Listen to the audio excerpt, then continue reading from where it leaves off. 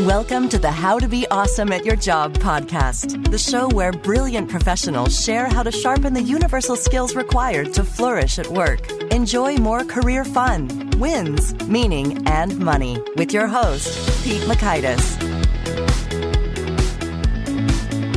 Hello, and thanks so much for joining us here for episode 307 with Carmine Gallo. Carmine is showing how to harness the ancient principles of persuasion to make a bigger impact each time you speak up. So you'll learn 1, why storytelling is key in any field of work.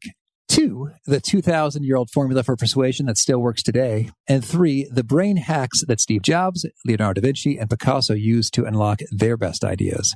So if you'd like to take a look at the show notes or the transcript or the links to items that we've referenced here, it's over at awesomeatyourjob.com/ep307. Now here's Carmine's story. Carmine Gallo is an influential communications expert, Harvard instructor, and best-selling author of Talk Like TED, The Storyteller's Secret, and his new book, 5 Stars, The Communication Secrets to Get From Good to Great. As a popular keynote speaker, Gallo teaches CEOs and leaders to deliver dynamic presentations and share inspiring stories that sell products, grow brands, and inspire change. He writes regularly for Forbes.com and Inc.com.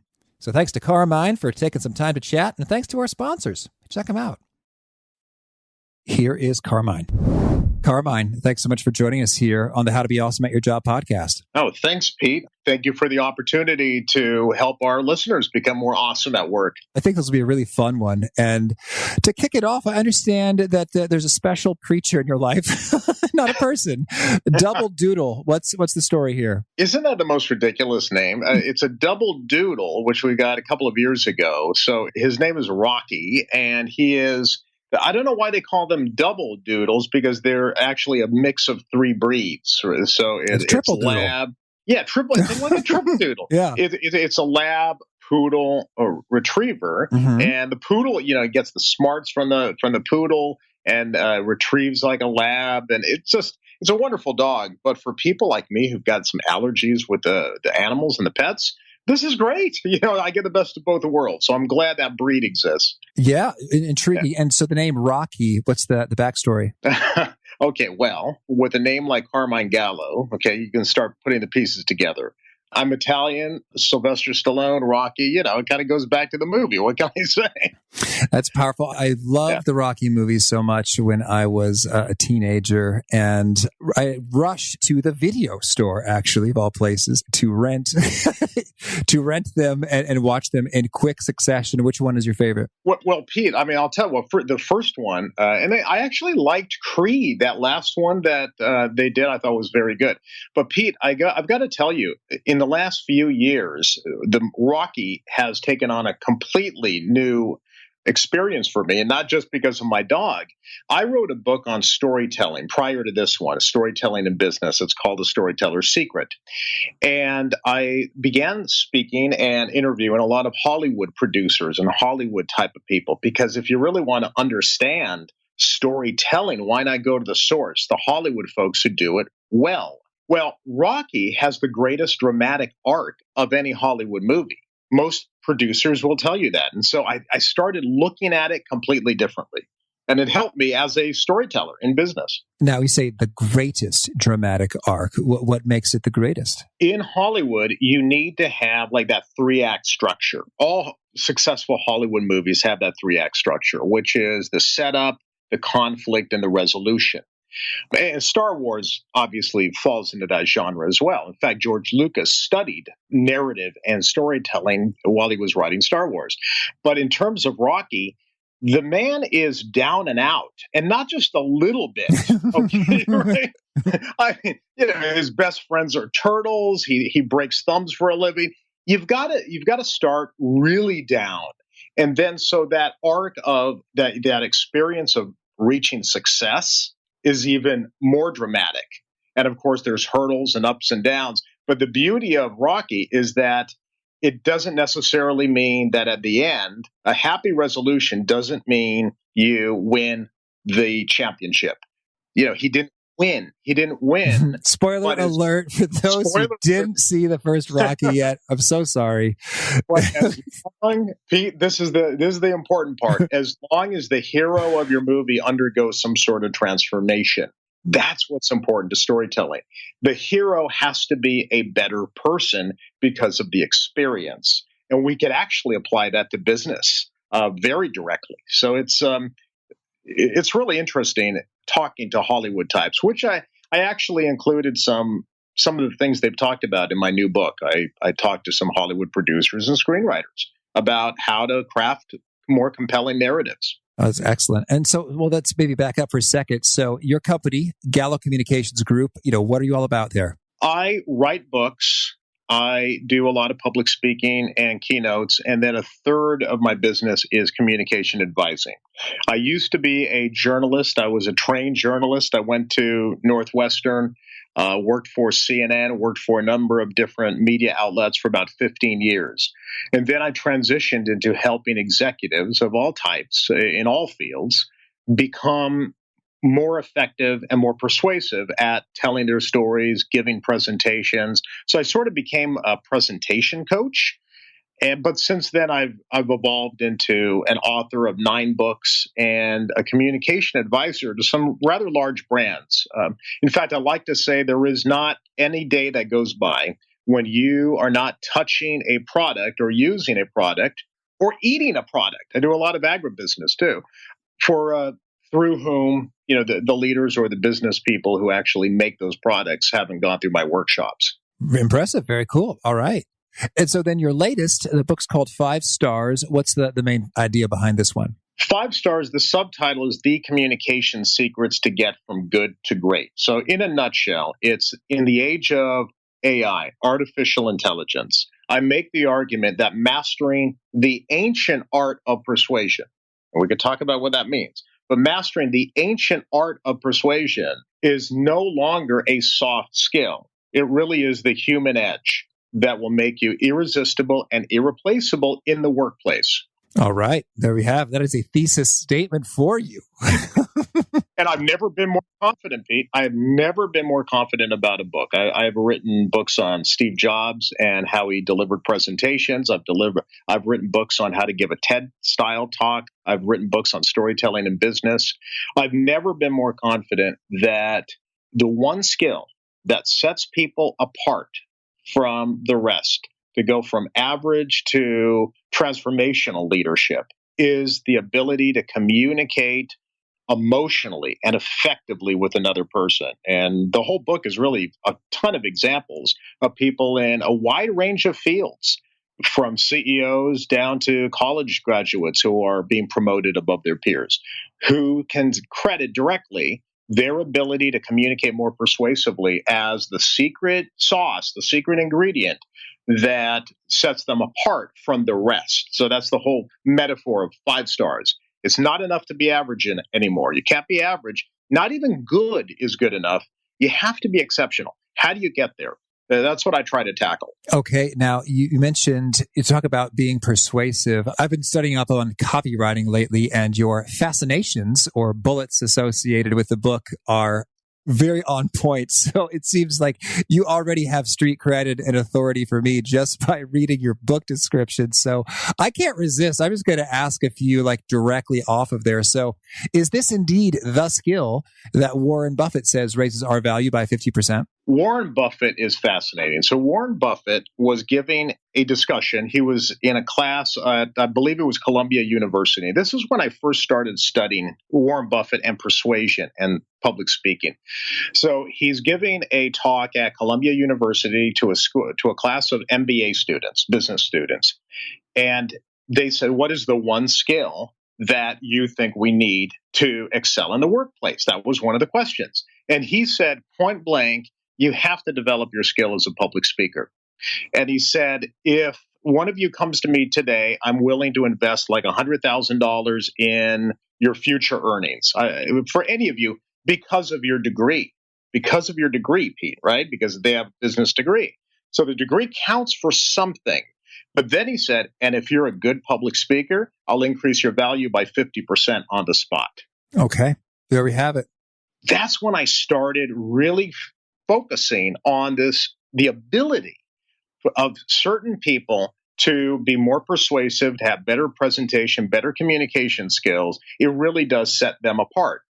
But I think that's what's really empowering for all of our listeners today, Pete, is to understand that anyone can develop this skill a lot of people, men and women, young and older alike, it doesn't matter where you are in your career. I've met them all, from millennials to senior CEOs. Most people do have a reluctance to either speak up or to speak in front of larger groups or groups of people. It's a very natural nervousness that we have. To the extreme, it's called stage fright, but we all are a little reluctant to be judged by our peers in a social setting. And there's an evolutionary purpose to it, from what I've read. So it's really fascinating. But we have to kind of get over that hurdle, those nerves, and we have to really embrace the opportunity to speak in front of groups and in front of people at the workplace. But what's empowering, Pete, is that I have met and I've heard from a lot of billionaires and CEOs and very persuasive, very successful people that they too had a real fear of public speaking, not just a little nervousness or being uncomfortable, but a terrifying, paralyzing fear of public speaking. And that's another reason why I like the Warren Buffett story, because he's very open about and candid about the fact that when he was a young, rising, professional in the stock brokerage industry, he had a terrifying fear of public speaking. And he said he went to a Dale Carnegie course and dropped out of the course because he was afraid to speak in front of anyone. So he finally got through the course a second time, and he said that was the greatest thing that could ever have happened to him. But he had to get over that. And to this day, it's the only degree, I saw this in a documentary, it's the only degree that he has framed in his office above and over the business degrees. They're not in his office. It's the public speaking certificate. And so that's why this content, what we're talking about today, Pete, is so important to all of your listeners, because it really is the skill that will set them apart. Okay, now I want to dig into that reluctance point a little bit. So I think some skeptics, or those who are maybe just not into doing the speaking, the persuasion, might think, Carmine, really don't the best ideas rise to the top? Won't sort of the good, brilliant ideas be the ones that win, while the ones that are intrinsically bad will just fall apart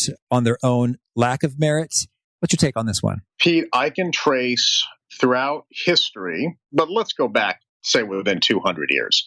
The greatest movements of our time were triggered by individuals who had the gift of persuasion, who were better at communicating than other people. And you can go back to the American Revolution, the Declaration of Independence, which actually I've analyzed all of that, and it had all of the elements that Aristotle talked about in persuasion: ethos, pathos, logos, all that. But if you really want to get into it, you can look back at people like Abraham Lincoln, who Doris Kearns Goodwin said was a better storyteller. People came from far and wide, from villages all over, to hear this magnificent storyteller. John F. Kennedy, we never would have put a person on the moon if it had not been for John F. Kennedy being able to blend both the emotion and logic. He was a poet and a leader. And there's actually studies on that he was persuasive and emotionally resonant. And there's a great story that I talk about. I didn't really know too much about this, but in the 1850s, I guess people didn't realize that infections is why people died in hospitals. So there was in Britain, there was the Crimean War, and Florence Nightingale, I didn't really know about this story, but Florence Nightingale was she was early stamp. She knew more about science and health than anybody. And she realized that, oh, wait a minute, people are they're not dying of battle wounds, they're dying of infections. This is because there's germs in the air and they're infecting people. We didn't know this at the time. And she had to convince the British Society at the time, who said, well, I mean, you're a woman. What do you know about science and technology and healthcare? She said, no, I'm actually certain about this. So she was dismissed. She was completely dismissed outright by the men at the time. And so she created the first pie chart. She created this colorful pie chart. way before infographics ever were introduced, to actually show people visually why people were dying in hospitals. And it was because of that the scientists of the time said, wow, that's pretty persuasive.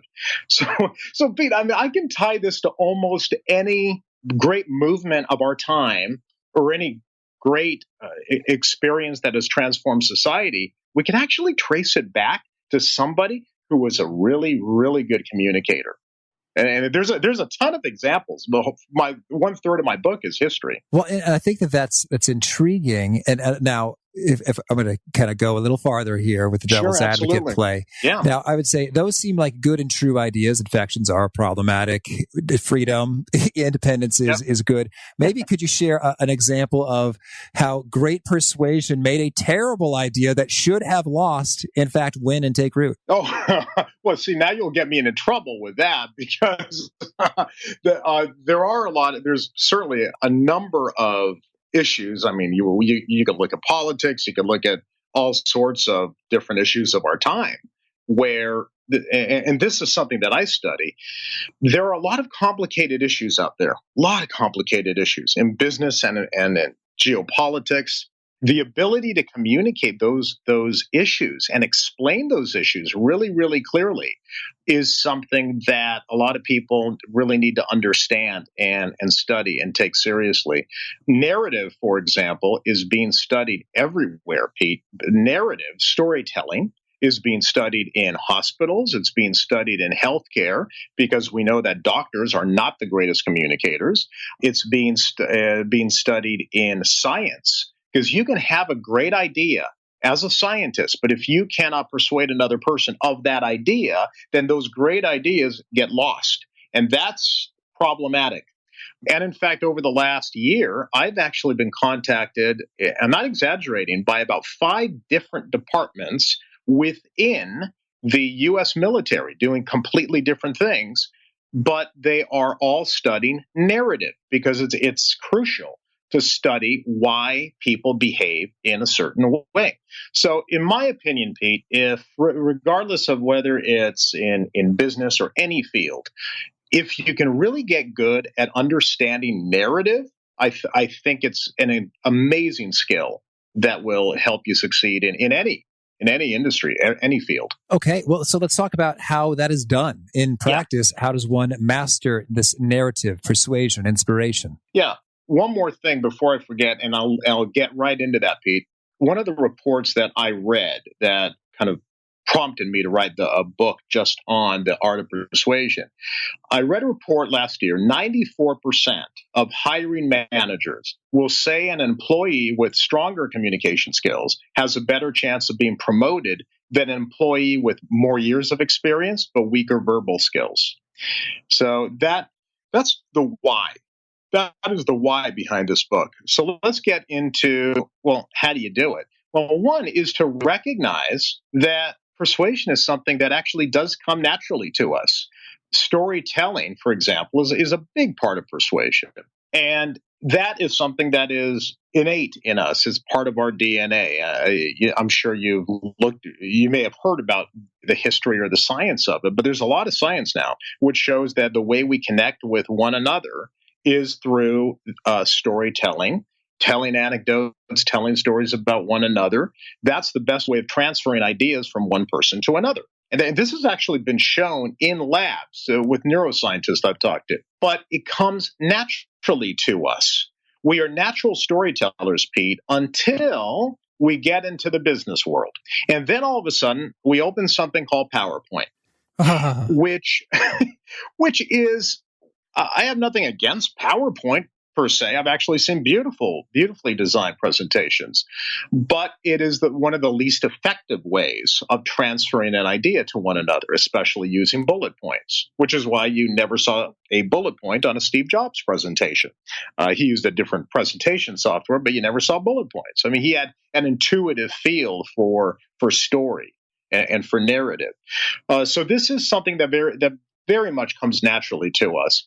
And what I like to do, and I think this has been very effective in terms of helping people through this, because I know how abstract this could sound, Pete. Storytelling, narrative, persuasion, it sounds so abstract. the formula was handed down to us 2,000 years ago. We know how persuasion works. We know it, and science proves it. And now we know it because 2,000 years ago, a really smart guy named Aristotle gave us the formula for persuasion. And he said, in order for me to convince you of anything, I need to do three things. I need to have three things. He called them appeals. You may have heard about these before, and so have your listeners, but it's worth repeating. One is ethos, which is my credibility, my integrity. So before you interviewed me, Pete, you went online, you kind of looked at, oh, he's got 9 books, and here's how well they're doing, and all. That's my credibility. That is part of who I am before I even enter a conversation. Then I need the data. That's what Aristotle called logos. I have to make a logical argument for you to accept my idea. I need to deliver data and information and facts like the one I just delivered to you, the 94% of hiring managers. So I need to do that as part of my persuasion toolkit. But without pathos, which is making an emotional connection to you through the power of story, then the other two don't matter. So I have studied TED speakers, for example. I've studied the most viral TED Talks of all time. And I'm pretty close to the TED conference, too. They know of me. I know them, and I've worked with different TED speakers. The best TED Talks are the ones that blend all three.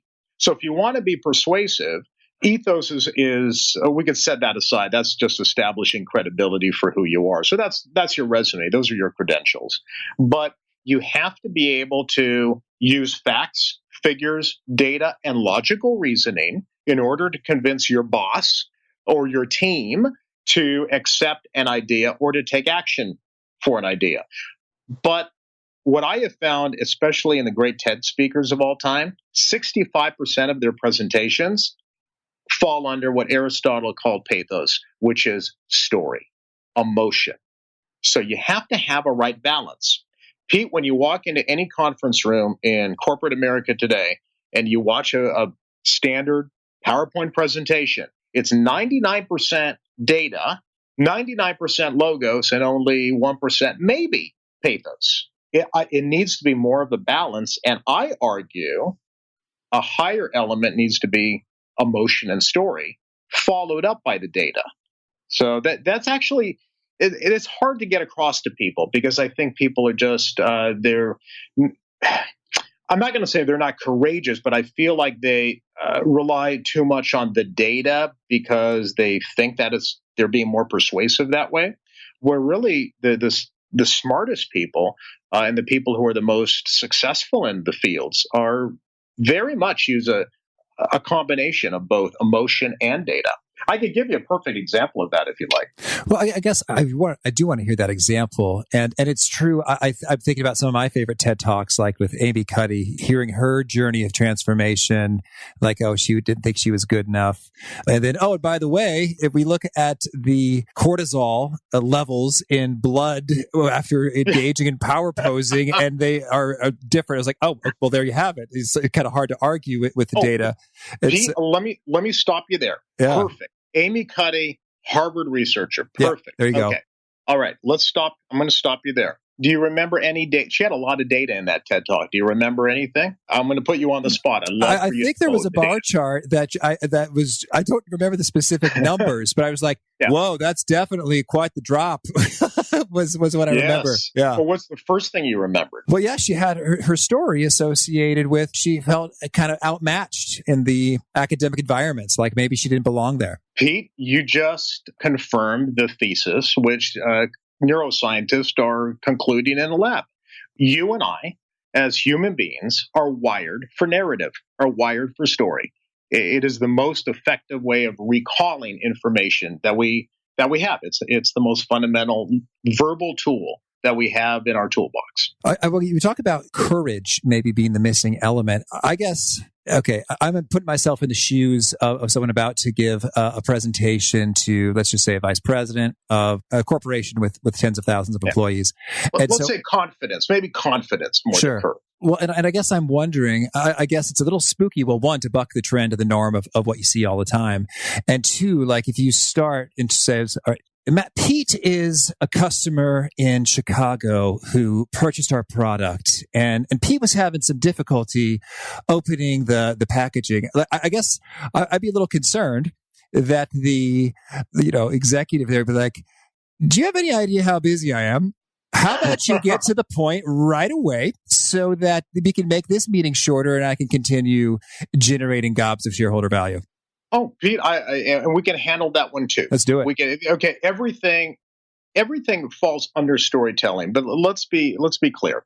When I talk about storytelling in business as a way of setting you apart from your peers and everyone else, it doesn't mean necessarily, oh, I'm going to tell you a personal story, or I'm going to tell you a story about this persona.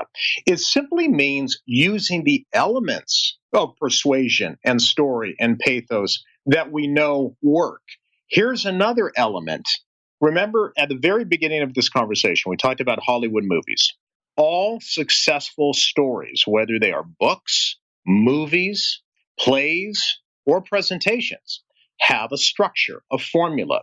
There has to be the setup, the conflict, the resolution. There's no successful Hollywood movie that actually doesn't really fall in those three buckets. It's a formula that works throughout all of time. They've traced books back thousands of years. There are hundreds of years. The stories in the oldest books follow this formula. So it's not something that we just made up. This is just how the brain works. So if you've got 10 minutes in front of your boss, you can think of that story structure. It doesn't have to be a particular story. It can simply be the structure of narrative. So you can start with, here is where we are today. Here's the status quo. Here is what our company is dealing with today. Here's the hurdle. Here's the problem that is manifesting itself, or the problem that's going to come up if we don't handle this particular issue today.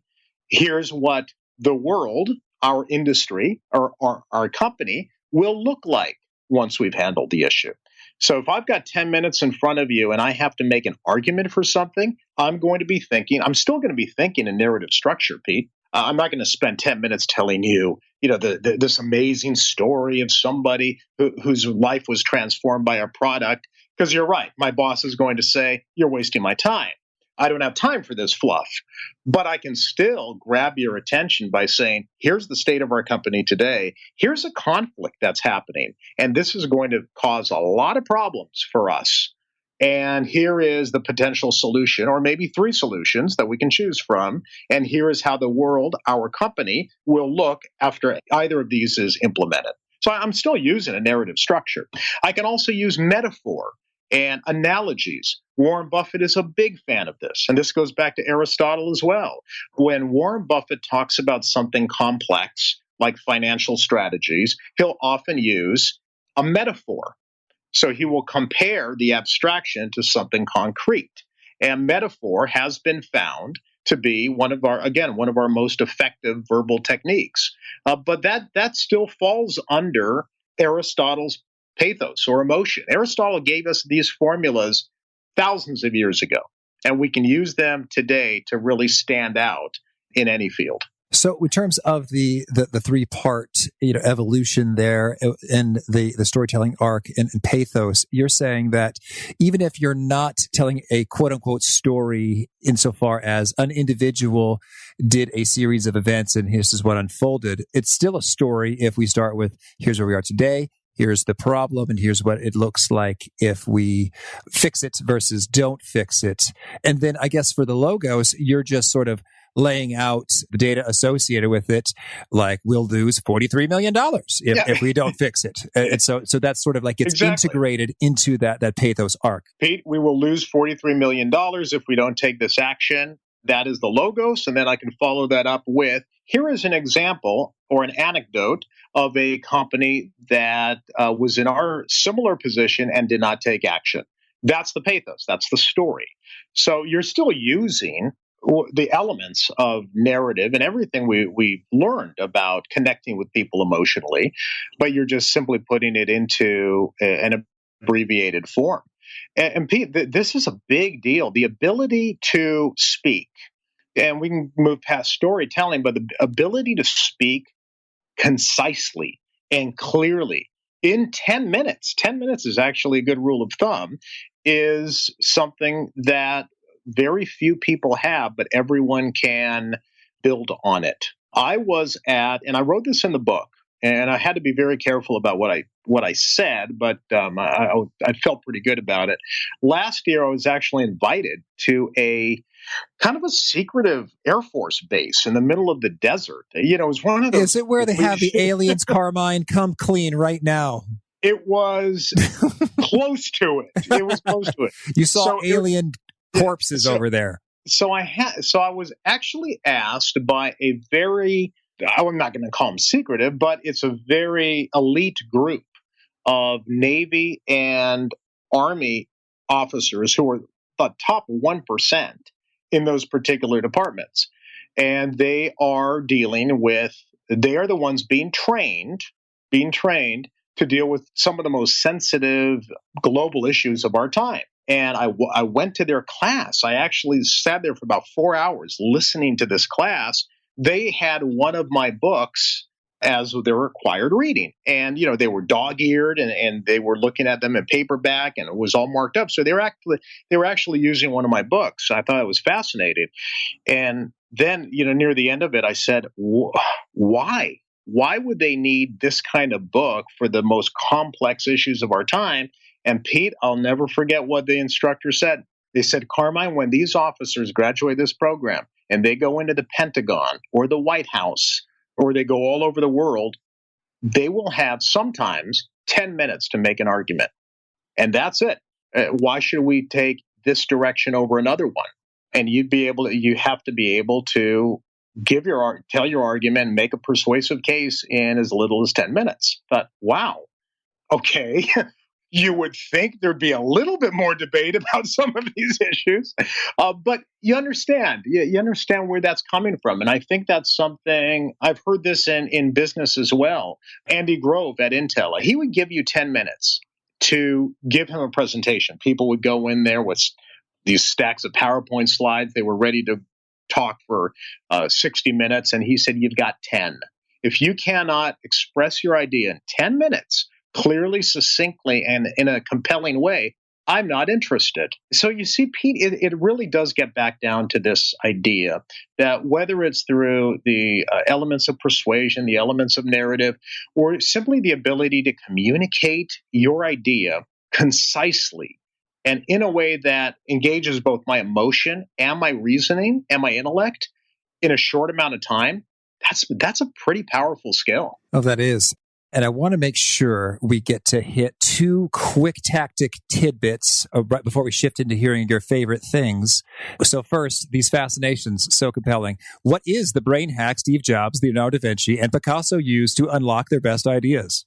Oh, did you get? I think you got that from one of the chapters of the book. Well, yeah, I got to know. Let's hear it. Oh, that is a fascinating brain hack, and I'm sure you've come across this before, but it's the idea of getting out of your industry and looking outside of your industry for the most creative ideas. So connecting ideas from different fields and applying it to the field or topic that you're working on today. That is the secret to creativity, to kind of jumpstarting your creativity. That's why people like Steve Jobs, if it wasn't for Steve Jobs, and you know this story, but if it wasn't for Steve Jobs taking a calligraphy course in college without any indication that it was going to be used for anything other than just a creative outlet, if it wasn't for that course, we never would have had this beautiful font and typography and desktop publishing that we have today because he brought it into the Mac. And so he did this all the time. I did a lot of research on the Apple Store. The Apple Store was not inspired by another computer store. An Apple Store was inspired by the Ritz-Carlton. So that's why it's fascinating. That's why they do not have cashiers, but they have a concierge greeting you at the front. That's why there's a bar in the back of every Apple Store. It doesn't dispense alcohol, dispenses advice, called a Genius Bar. And that's a fact because I learned it from some of the top retailers who worked on the Apple Store. So this was the genius. The genius was looking outside of your field for inspiration. And so, you have to be able to kind of follow your passions, follow your creativity, and trust that something is going to connect. Walter Isaacson goes into it in his book. Leonardo da Vinci was surrounded by people in Florence who were not just painters and sculptors, but they were artists and they were merchants. And just by being around people who were outside of his little echo chamber, today we call it an echo chamber, Pete, right? Yeah, I mean, we surround ourselves by the same like-minded people who think the same and act the same. Instead, you have to kind of get out of your zone and start talking to other people and reading things that you wouldn't otherwise read and traveling to places you wouldn't otherwise travel because, and scientists have told me, that is the best way of getting your brain to think completely differently and creatively about problems that you're working on. That's why Lin-Manuel Miranda came up with Hamilton only after he picked up a book that he rarely would have read, which is a history book on Alexander Hamilton, and went on vacation to read the book. That's when the ideas came to him, not when he was sitting in front of a computer screen. So the best ideas, the most innovative ideas in the world, in almost every field, actually happen, and there's a lot of science behind this, actually happen when people are outside of their field. Isn't that, it's so fascinating to me. But the reason why I put it in a book on persuasion, Pete, is because those people who can think outside of their field and can bring in different elements from completely different fields and associate these ideas are much more interesting communicators. I'm sure you've seen that too. People who read a lot, like Bill Gates, a voracious reader, they're interesting people because they are looking outside of their field for inspiration. Would you agree with that, Pete? What do you think? Oh, absolutely. And it's cool. I was just at the new, just insanely gorgeous Apple facility on the Chicago River there downtown here. And it was so funny. I didn't even know what exactly we were stepping into. Once I you got haven't there's like, seen it yet. it was like, whoa, what is this beauty I'm beholding? And then you go down the stairs and you say, oh, it's an Apple store. I didn't even exactly know what activities transpired in this Apple sponsored building. It was really cool. I've actually never seen that. I've never seen that story yet. There's actually a really, really good lesson here, by the way, for all of our listeners.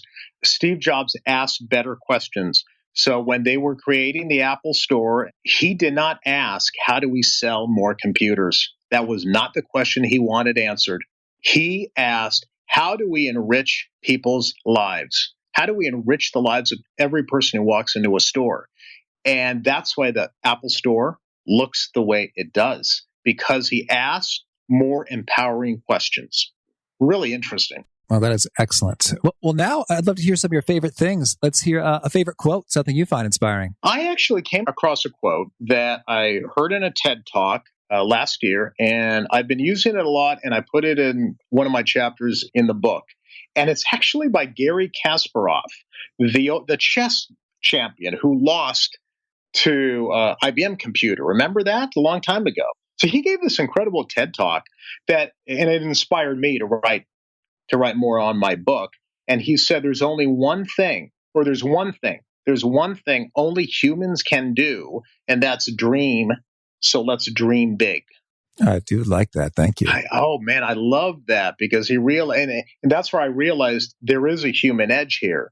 There is a way for us to outsmart the smart machines that we're building, but it requires us getting back to what we do best, which is making those emotional connections to each other. I love that, though. It's like, that's true. There's only one thing we can do. That's dream. A machine can't dream, so we might as well dream big. Awesome. Thank you. And how about a favorite book? Okay. I read about 75 books a year, because I write a lot for different platforms. So my favorite recent book is the same book that Bill Gates said is his favorite book of all time, and that's Steven Pinker's Enlightenment Now. So you may have heard of that Harvard psychologist who has 500 pages of evidence as to why we should actually be very, very grateful for the life we're living today, because we've made so much progress in every measure of living, which is pretty amazing. But it's a hard book to get through. There's some wonderful passages, but it's 500 pages of data. There's not a lot of pathos going on there. So my favorite category, Pete, recently has been those kind of progress books. There's Hans Rosling's book is called Factfulness. I would start with his. I'd start with Steven Pinker's book, and I'd also read a Swedish historian named Johan Norberg, who wrote a similar book. So there's a number of books in this category. I call them progress books. But I got to tell you, Pete, after reading about 5 of these books in a row and speaking to 3 out of 5 of the authors, you'll never complain about anything again. I mean, it's weird. I won't complain about a delayed flight. I won't complain about being in a long line at Costco, because you look around and you realize, wow, this is never in the history of civilization have I been able to access this much food in one place, or get from here to where I have to get in a few hours. Yeah, you get to a point where you feel so grateful that it's hard to complain. Yeah, no, that's awesome. I mean, and what a transformation and a value to install some permanent upgrade of gratitude inside you just by reading 5 books. It's a good trade. Very cool. We need that, as all of your listeners need that, because if they want to set themselves up as leaders and as people who aspire for more, especially in their career and workplace, they can't think like the average person. So these books will teach you that there is a bias psychologically toward the negative, which is why it's so easy for all of us, Pete, to go negative. But if you want to be a great leader, you got to stand out. You got to see things for what they are, and you have to be much more positive. But it takes a little work. It's actually kind of hard to do, to reframe everything like that. And could you share with us a particular favorite resonant nugget, something you share that really seems to connect, get retweeted, note taken profusely? Yeah, I wrote this 2 books ago when I wrote a book on the TED Talks called Talk Like TED. And I made an observation that and I go back to Steve Jobs. I know I've mentioned him several times, but one of my first communication books was about Steve Jobs. So I know a lot about Steve Jobs and Apple. At the end of his last major public presentation, he asked an empowering question. He said, "What makes my heart sing?" And he said, it's the intersection of technology and liberal arts that makes my heart sing. And so I actually used that question, and I said, this is a great question to ask ourselves. Because if you ask what you do, then it's pretty factual. It's pretty unemotional. Carmine, what do you do? I'm a communication advisor or an author. Then if you ask, what are you passionate about, which is a very good question to ask, and I ask my clients that all the time, what are you passionate about? You still don't get a really deep response. So I can say, well, I'm passionate about communication skills. But then if you ask, what makes your heart sing?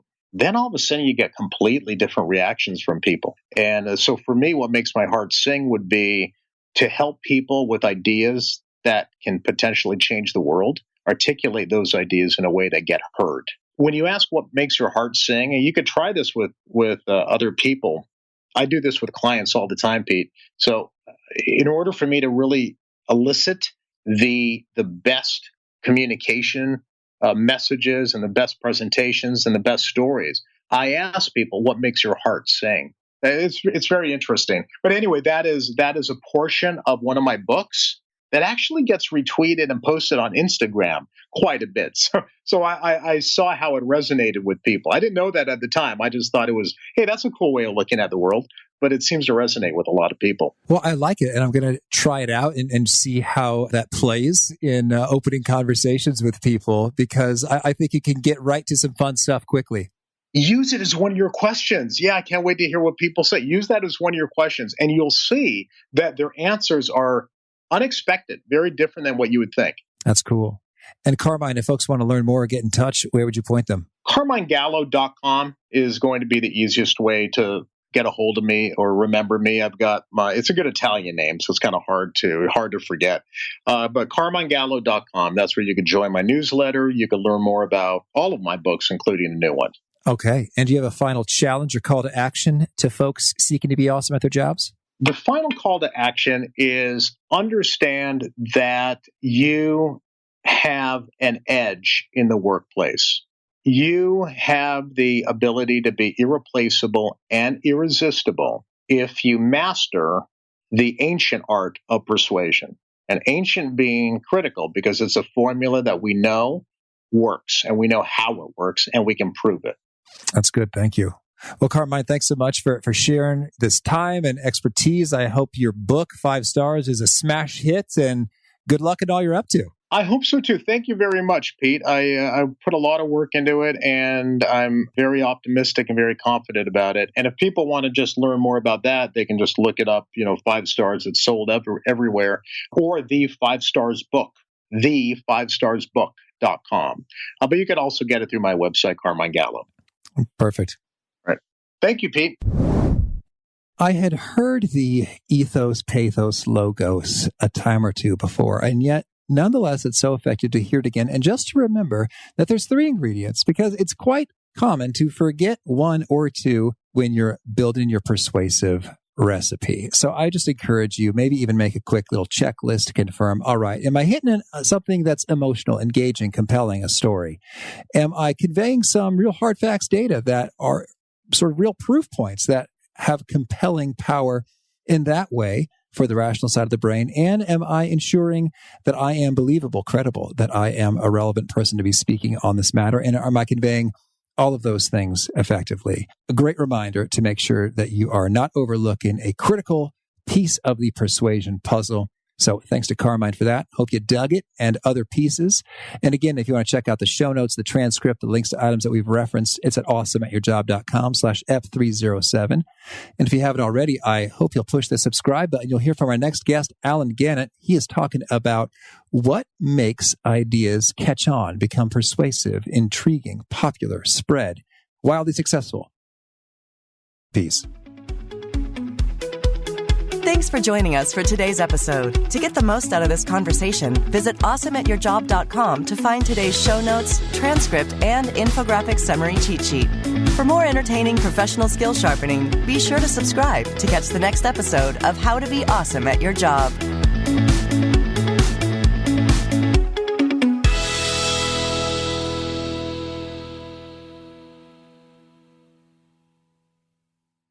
Look around. You can find cars like these on AutoTrader, like that car riding your tail. Or if you're tailgating right now, all those cars doubling as kitchens and living rooms are on AutoTrader too. Are you working out and listening to this ad at the same time? Well, multitasking pro, cars like the ones in the gym parking lot are for sale on AutoTrader. New cars, used cars, electric cars, maybe even flying cars. Okay, no flying cars, but as soon as they get invented, they'll be on AutoTrader. Just you wait. AutoTrader.